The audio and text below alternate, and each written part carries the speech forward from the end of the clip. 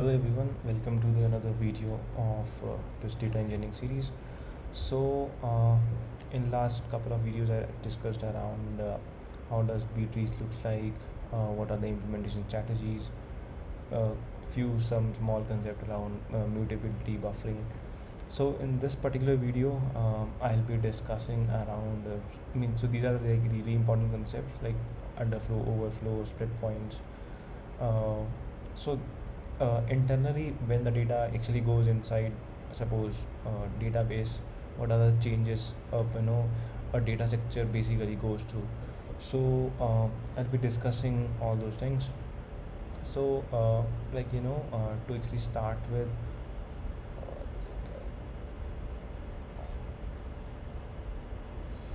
so yeah, this is suppose a tree.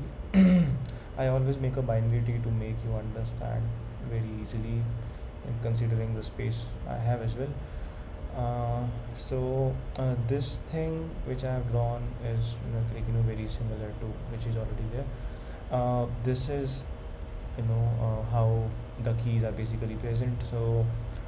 All the keys less than k is any number are present with this particular pointer, and whatever is present between k1 and k2 is present in this particular pointer. So as I told you, there are multiple childs for a single parent, right? So this is a rule, right? Like if there are n keys in parents, there would be n plus 1 pointers. So this is the condition which basically remains true all the time. Okay, there are n keys, there are n plus 1 pointers for sure. This is this was actually asked to me in an interview as well, how basically splits and merges happen. And so this is like really deep concepts, and it will surely help you when you clear some of the big company interviews, right? So and uh, so yeah, this is how the equations look like. So between k2 and k3, anything between k2 and k3 will be held by this particular pointer. Anything greater than k3 will be held by this particular pointer. Obviously there would be other set of nodes here, like which is holding these particular values. So so so yeah, this is how internally keys are arranged. And underflow and overflow, I'll come on these concepts later on. Split point is something like how a particular key are split, right? So consider it like, suppose this is a particular tree, okay, and suppose you want to insert some of the nodes here, okay. And so basically any kind of insertion and deletion, okay.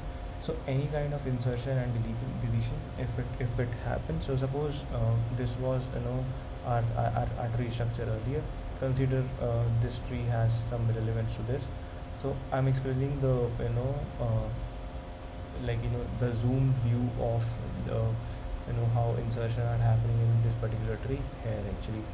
So suppose you have your tree something like this, and suddenly you see there is a new node which basically came in, which is 11, right? You can see here that, oh sorry, so yeah, suppose 11 was here. So as soon as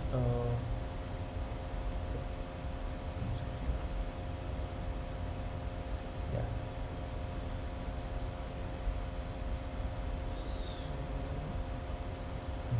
so as soon as you can see 11 was here. So as 11 basically came here, so the 13 which was before present here, it basically goes to the pointer, okay. And there would be another key being maintained here then, okay. There would be another pointer being maintained here. 13 comes basically here. So this would then become the split point, because 11 came here, and this was the point where the node actually got split. So 13 came here, 18 got shifted here, okay. And yeah, so accordingly it basically self adjusts itself. This is how a self balanced trees works, right? So this is how splits basically happen. We call the this particular point, sorry, this particular point as the split point, okay. And after this has happened, so we basically reached a condition here called as overflow. That's why we came to a conclusion that we basically need to split it. Okay, so this particular things happen in the flow of insertion and updation, right? So this is the way a flow works for insertion and deletion. And how does it work? Suppose if I want to go and delete suppose this particular row, right? So suppose if I were to delete this particular row, sorry, record or a node. So we basically, this is one more concept. We basically call these nodes as pages as well. Okay, we call it as